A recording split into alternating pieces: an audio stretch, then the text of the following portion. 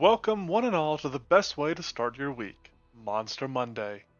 Though maybe Mecha Monday is a better fit this time around, as I present not your typical monster, but the transforming tactician, Havoc. Shall in these confines with a monarch's voice cry havoc!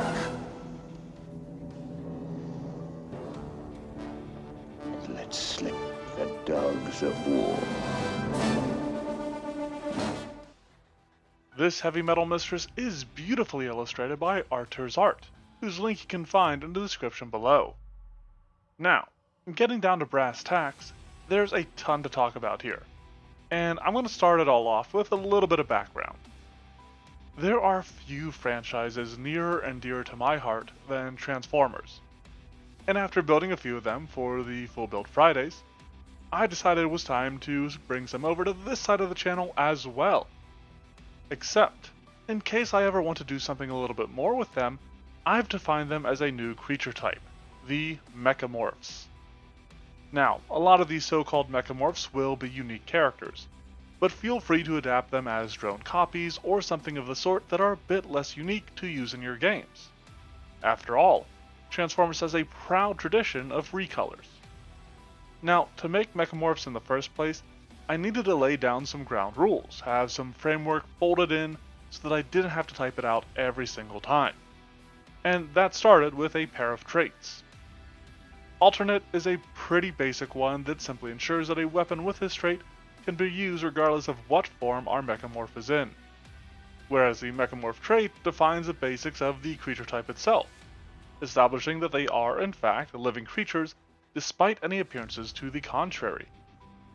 In addition to these traits, a core facet of the Mechamorphs is the ability to transform, or convert. I decided to make this a 2-action ability with the Polymorph trait, as it allows the character in question to take on a new form along the lines of the various battle form spells. This establishes the changes into the alt mode of the Mechamorph and how it interacts with the different statistics of this alternate form between its bot form, as well as the rules for operation in its vehicle mode. Getting into the specifics for this particular character, Havoc is intended to be a mid-range commander type enemy who directs other creatures about the battlefield. In addition to her Mechamorph trait, she uses the robot and tech traits, but actually doesn't use the construct trait, as that describes such creatures as beyond void or vitality, which Mechamorphs specifically are not. As for Havoc's level, I wanted a higher level sort of threat, and I knew that I wanted her level to be equal to the level of her vehicle mode for simplicity's sake. Reaching back to Starfinder 1st Edition, hover tanks there are level 14, which led to me using a similar value for her.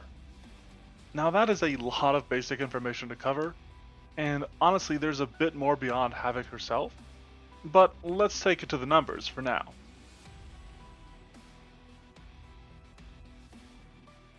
Mostly due to her sheer size and the might of her alt mode, Havoc uses a high strength, but is also a highly capable commander and tactician, who needs to be aware of her surroundings, leading to a high wisdom for her as well. I know the upcoming commander class uses intelligence as its base stat, but wisdom just gels a bit better with that concept for me. Due to her bulk, Havoc uses a constitution that is just a point below high. She's a large lass who carries some considerable bulk to her being. Her dexterity and intelligence are both moderate, as int is still important to her tactics, and dexterity will cover her ranged attacks when she isn't firing missiles and the like. Her charisma is low, as while she is a capable commander, she can be rather brusque, and takes a while to form bonds with others. But she does quickly figure out how best to direct them. I talked about her being a character who's aware of the battlefield, which means that she has a high perception. I don't think I'm going to design the Mechamorphs to innately have dark vision, but Havoc at least was originally outfitted to investigate and detect for dangers in Syntheon mines, and was equipped with heat sensors for this purpose. This is expressed in character through the heat sensibility, allowing her to see creatures based on their body heat. Given that she is a commander and an intelligent creature, Havoc comes with quite a few skills, though the most important for her are her extreme warfare lore, her moderate athletics, and then her low intimidation. The other skills are handy, but they're a little bit more flavor based, and these ones that I listed are the most likely to come up during an encounter for her. Havoc tends to rely on her innate tankiness rather than dodging and the like when she's in the midst of combat, meaning that she will only use a moderate armor class, and also only has a moderate pool of hit points. However, in addition to these meager defenses, she has blanket moderate resistance to physical damage, which is based on her armor as a tank. Due to some seriously bad rolls, this proved to be quite an issue in the monster mash, but my test subjects still felt that it was all fine, it all balanced out. And part of that is because Havoc does have some vulnerabilities. For example, her fortitude and reflex saves are both low, which gives a few pressure points for the players to press on. Rounding out her saving throws is her will, which does use a high value, based on her high wisdom, and because my intent was to make her a character who is unshaken by war. She has seen the horrors of combat and has been hardened by them, not broken. Now, as a capable combatant who has weathered her fair share of campaigns, Havoc uses a high attack bonus for all of her strikes, which includes a very Starfinder type of thing, an area fire ability. Before we talk about that, I want to open with a discussion on her slightly more standard strikes. First of those is her Fist, which only has the reach trait based on the sheer stature of the statuesque cyber soldier, and is mostly meant as a means to punish people that step up to her. By no means her main attack, it uses a moderate damage for her level, which actually matches with her machine gun. This weapon is based off of the machine gun presented in the Starfinder 2nd Edition playtest, and has been outfitted with the elite upgrade from there to get its damage to the right point. Most of the traits for this weapon just cover the basic function of a firearm like this, but automatic could be useful for spraying down an area of enemies, something that she has plenty of. Case in point, she has area fire for her missiles, which have an average damage of 31. 5 of this is fire splash damage, simulating the explosion of the missile, while the total sits in between moderate and high damage. These missiles also have the alternate trait, meaning that she can use them in her bot mode or her vehicle mode. However, before we get to that, there's a few other ways that she can make use of her missiles.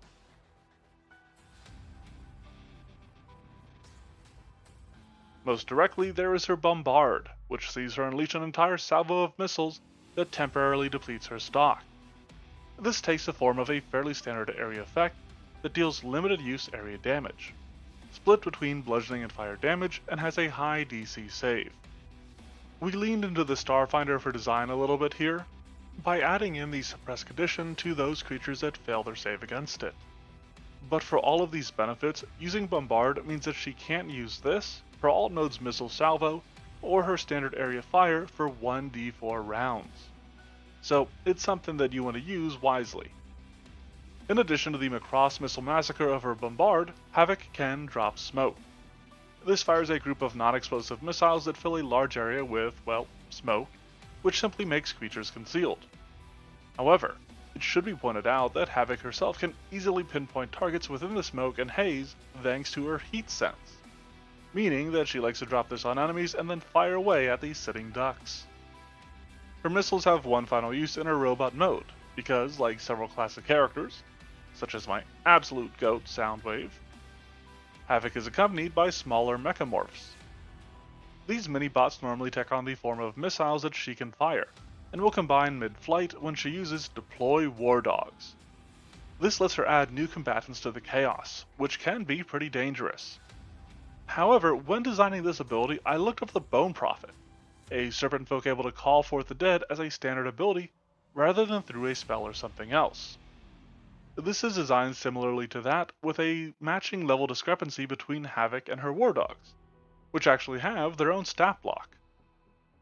War Dogs are very simple mechamorphs, who are mostly designed as skirmishers, with some intent in their design to specifically work with and alongside Havoc, as seen with their Competent Companions feature. They have heat sense like Havoc, meaning that they can easily spot targets in the smoke, and keep mobile with Pounce and Strafe. Aside from their movement capabilities, they are intended to be a bit sneakier, hiding in the smoke that Havoc leaves and striking unprepared targets to trigger their sneak attack, which makes up a decent portion of their damage. Getting back on track, Havoc is a practice leader and tactician. She excels at adapting to the situations that she finds herself in, and as such has commanding presence. a decently sized aura that allows her to grant herself and her allies, namely her war dogs, a small bonus to whatever they need at the time. This bonus is normally set to attack rolls, but she can change it as a free action to something more defensive with AC and saving throws, help out enemies with a bonus to perception, become more competent with skill checks, or enhance abilities and the like, such as her bombard. Now, this free action does have to happen at the start of her turn, so that she can't do something like use the attack bonus and then switch to the defenses at the end of her turn when she's about to be attacked. The main idea behind this effect, aside from establishing her character-wise, is to work alongside her dogs with greater efficiency. Furthering that idea is Commence Operation. This is another single action effect that she can take to give extra actions to her dogs or to another ally within her aura. The naming of this ability is again inspired by Soundwave, who always seemed to eject his cassettes with some special command in mind. Rumble Frenzy, Ravage Ratbat, Eject, Operation Interference. The ability itself is pretty basic. It just lets her use an action to give an ally a special way to use their reaction. Rounding everything out is Havoc's convertibility, which we've already covered, but allows her specifically to transform from her bot mode to a Hornet Nest multi-missile system, or back again. Having shown you the basics of what this ability does, all I have left to show you is the vehicle I've built for her.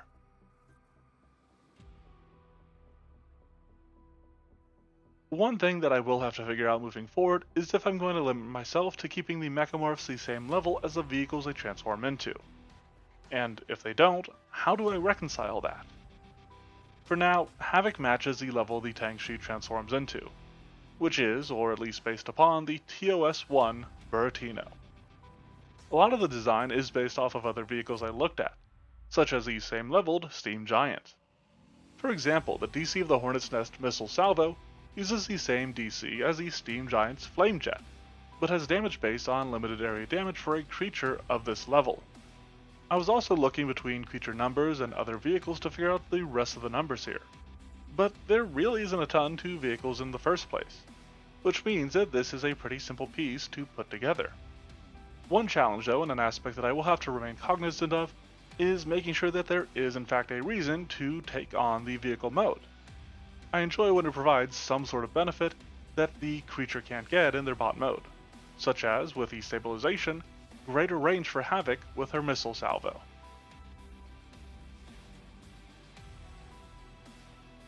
But with all that said, this is the first of, hopefully, many mechamorphs to come.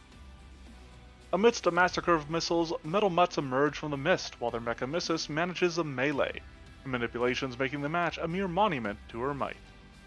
Havoc runs well enough with just herself and her hounds, though is a more fearsome foe when the enemies are a lower level than her. The Monster Mash featured a party only one level lower than Havoc, and the War Dogs could barely scratch them. They get to be a bigger threat when the PCs are closer to them in level, which might be a bit obvious, but I feel like it's a good point to keep in mind. Alternatively, Havoc could be used as the leader of a squad of mercenaries, using her commanding presence to lead them with frightening efficiency.